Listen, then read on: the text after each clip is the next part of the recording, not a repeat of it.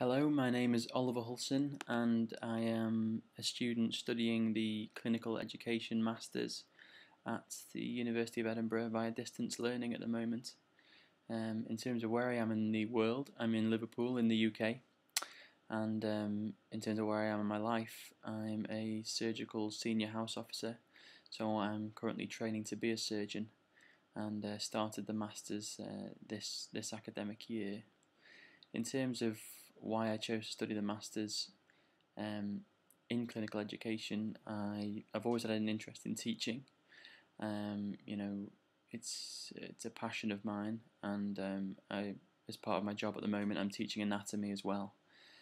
So I always had an inkling that I may do something like this in the future, but possibly not so soon in my career.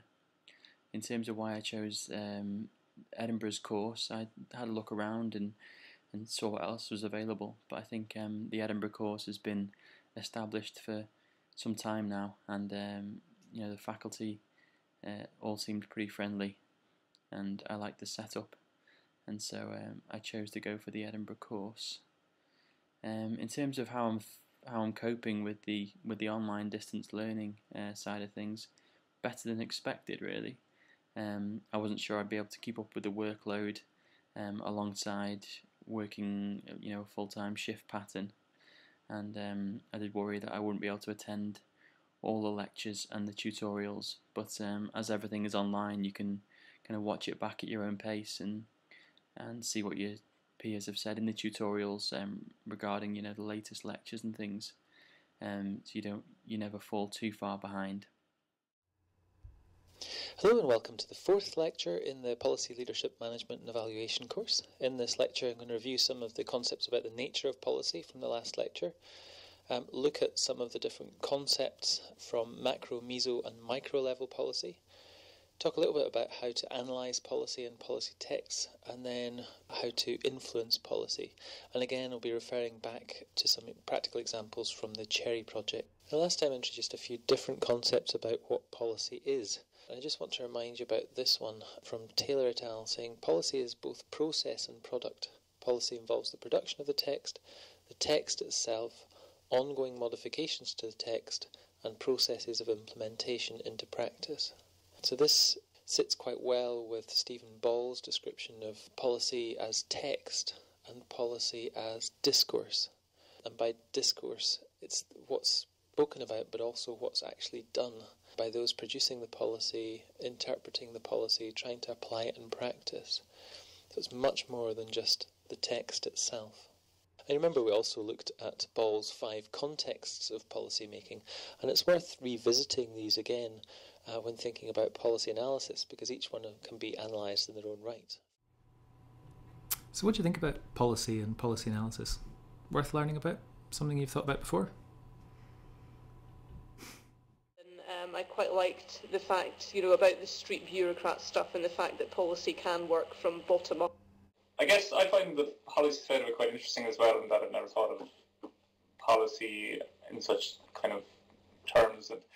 All the faculty are pretty supportive, and if you have a question, you can pose it on the discussion board, and it tends to be answered pretty quickly, really. In terms of how this course may benefit me professionally, in surgical training, more and more people are needing kind of postgraduate qualifications, and so I wanted to get that underway. And also, there's a big emphasis on education at the moment, so obviously it tackles it from both sides, really. The online lectures give it a real sense of you being there listening to experts in their subject speak. The online tutorials are very interactive, so not only does it give the students an opportunity to talk to the lecturers and ask them questions about the lecture, but it also gives them a chance to interact with each other and share their experiences, because they're all coming from quite different contexts, different backgrounds. And don't worry too much about the workload, because although things can get a bit tight around kind of assessment time with work and things, and I haven't, touch wood, as yet missed a deadline. And I know some of the other guys do have young families and things, but still manage to attend all the tutorials.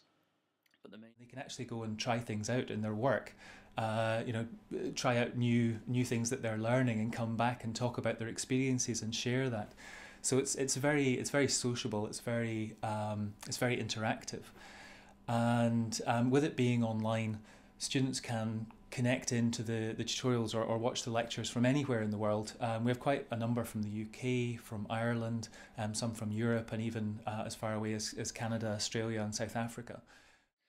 If I was to give you some advice on whether you were considering the course, then I'd say if you're interested in it, then go for it.